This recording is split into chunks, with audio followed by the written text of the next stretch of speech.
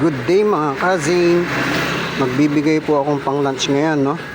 Kaya sa mga makakaalam sa lugar na ito, pwede nyo na pong kunin, no? O kaya yung mga kakilala ninyo, pwede nyo pong i-share sa kanila para makuha po nila.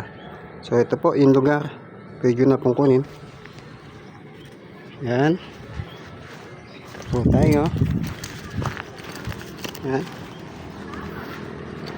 Okay.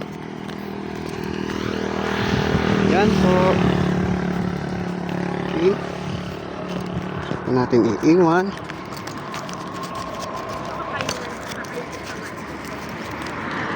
Yan po. Pwede na po natin iwan. Diyan. Saan po natin iiwan?